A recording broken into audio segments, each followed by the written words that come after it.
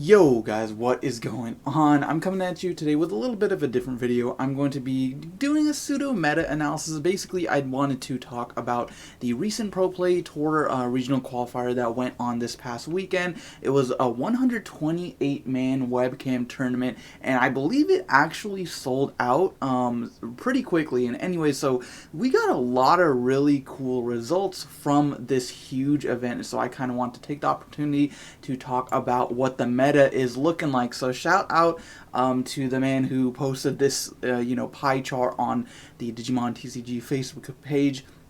Link to all this stuff will be down in the description. And then also shout out to ProPlay for actually taking the time to post all the winning deck lists on their website. So we'll go ahead and get into those pretty soon. But I do want to take the second to talk about what the meta is looking like for the 1.5 format, because I find it really interesting that despite having access to this card, we've known about 1.5 like BT3 for quite a while. Even like for us players who are playing like the Japanese format way back when. And it's crazy to me that this format is still not really defined, especially because we got the shakeup from the ban list and everything like that. So you look at this pie chart and you immediately see some very unexpected Digimon, some very unexpected decks. You see the typical suspects. You got Shine Greymon down here at about a 19% representation, so there was 3 in top 16. You see 3 red Omni, so another equal 19% of people playing red Omni. Those guys you'd pretty much always suspect. Interestingly enough, we see no green representation in this pie chart. The biggest suspect here is Rookie Rush, taking up 5 of the top 16 spots, or about 31% of the top cut, which is crazy to me. Now, Rookie Rush, I've gone on to say that Rookie Rush is a very, very powerful deck. We've seen it be successful in the past. Huang Zero actually won a different event like not too long ago with Rookie Rush as well, so we've known it is a good deck, but maybe because I was expecting people might be prepared for it, that I didn't think it was going to do as well as it did. So that was a crazy, it was at least a surprise to me, but it's something to note. Now, the other big elephant in the room, and I mean the big elephant in the room, is the deck that actually ended up winning, which was Yellow-Red Control. Shout out to Kevin here, who got first place in this tournament. And again, I'll get to the list in a second, but Yellow-Red Control is a very weird deck that has been coming into play over the last couple of weeks, and we've seen it do crazy things. You'll see that a lot of these top decks, actually 13% of these top decks, I guess just 2 of them, maybe that's not a lot, but more than I would expect, is Yellow-Red Control. Now, if you don't know what this deck is, here's the first place deck list. It's basically, you're playing a shit ton of removal, it's a yellow-red core, and you're playing yellow eggs, digivolving things like Salamon, Patamon, lots of recovery Digimon. You're playing Magna Angemon, and Seraphimon, Magnadramon, and then not only those recovery cards, but then you're also playing a lot of removal. And the whole goal of this deck is to basically out-resource your opponent by getting rid of their stuff with Gaia Force, Seven Heavens, Eden's Javelin, making your security extremely hard to get through. So it's a very defensive deck, and you basically just stall your, I don't want to say stall, but you out-resource your opponent until where you can take control of the game. And I've seen a couple, gameplay of a couple feature matches of this deck, and funny enough, you end up decking out your opponent a lot of times, especially if they're playing a deck like Shine where you're drawing like a lot of cards.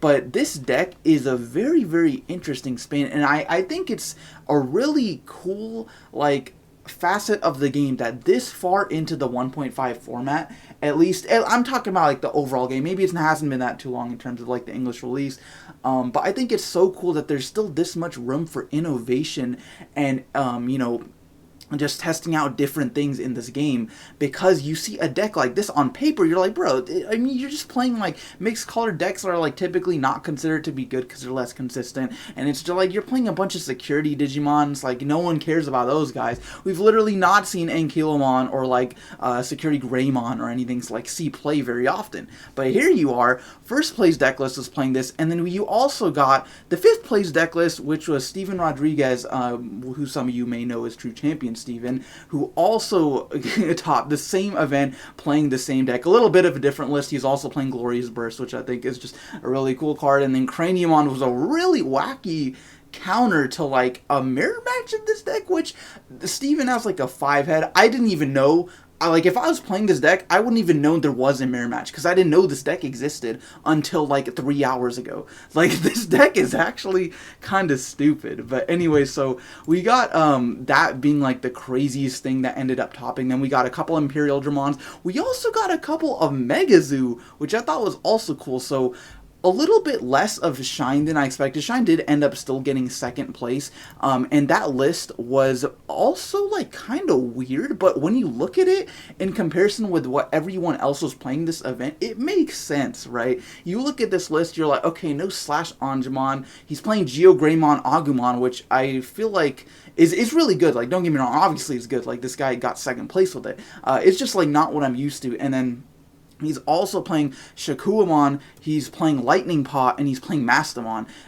And also Kentaurismon. So Kentaurismon, Shakuamon, Lightning Paw, you can already tell this guy does not want to lose against Rookie Rush. Like this, I think these techs were very, very solid.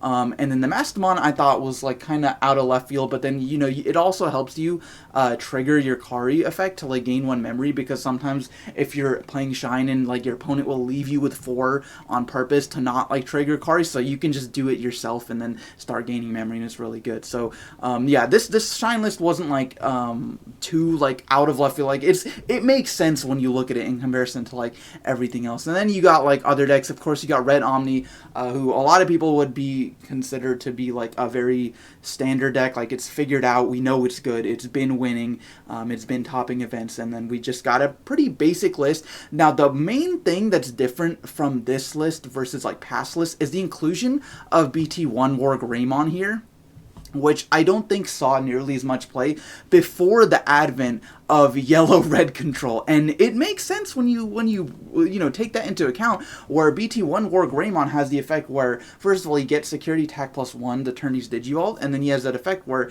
he doesn't activate the effect of option cards you hit in your opponent's security, which is very, very powerful against that matchup. It single-handedly like bodies that matchup. So it makes sense to me that, you know, Red Omni was able to do as well as it did. And just shout out to the players who had the foresight and knowledge of the meta to be able to like include that in their game. Because again, I was like, dude, I didn't even know Red Yellow existed. That's just crazy to me. But then of course you got the other standard stuff like Volcanic Dramon Et2 actually, which I thought was pretty interesting considering Rookie Rush was so prominent.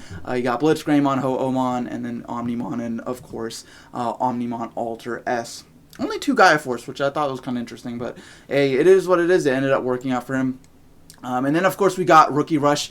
Rookie Rush has been all over the place. Pretty standard list. We do have the inclusion of We Have to Stop Fighting now, and now that we have the 1.5 format, which basically gives it doesn't get, I don't want to say it gives everything on your field jamming, but it makes it so all your dudes don't die in security, or just like by battle period whenever you're attacking. So that's just very, very good. Having your rookie survive whenever you're attacking them is just super powerful. And shout out to this dude who's got like the hollowed out deck. Like, straight up got the All-Star Puppet Mons, the Flower Cannons, and the Hammer Sparks. Like, oh my god, man. That's beautiful. And then, of course, talked about Steven's list already. We got another Shine list. This one is more of a standard Shine list. This is what I think of when I think of, okay, 1.5 Shine, right? He's playing just the Shine Greymon, he's playing Lotmon, he's playing Anjuamon, and then a couple more removal, like security, Seven Heavens, Glorious Burst and stuff. Also the Slash Anjumon. I thought it was very weird that the other list didn't have Slash Anjumon, but anyways, it ended up working out here for him. Some more Shine lists. Some more Shine lists. We actually got the inclusion of Sylphimon, which I think is a really cool tech. Sylphimon makes it so that one of your opponent's level 4 or lower Digimon goes to 1,000, I think, just like for the rest of the turn. So then that makes it pretty cool. You can, spend 1 Shine, like use 1 Tamer on like a level 4 lower Digimon and it'll just kill it, as opposed to like maybe if it's a blocker you have to use 2. So that's kind of cool. And then we got more Rookie Rush here. Again, pretty similar deck list. You're just playing Puppet Mons. We Have to Stop Fighting. Hammer Spark. Positron Laser is also like kind of a blowout card that can just prevent your opponent from winning the game and giving you another opportunity to just go ham at their security. And then we got Megazoo, which, again, Megazoo's one of those like very rogue decks that a lot of people consider to be a more like slow deck, but it was still able to put up with like arguably its worst matchup, Rookie Rush and Shine Greymon and stuff like that. But of course, he's playing like the 4 Volcanic Dramons to deal with that, a bunch of really powerful blockers. Inframon, which I also thought was pretty cool. Not, don't see that too often. I also thought the Wolf Claw or the Kaiser Nail was a really cool inclusion. Having a blue base, with the Demi Vmons and the Vmons, just being able to draw cards off of that, and then having the Wolf Claw is such a powerful card. You can go into your Omnimon, to your Ragnalord, and then just like play a Volcanic Dramon from that stack and for a 4 cost and get its effect. So, or maybe play like an Inframon or a Machine Dramon or something. So I think that's a really cool addition. Surprised he's not playing Hammer Spark.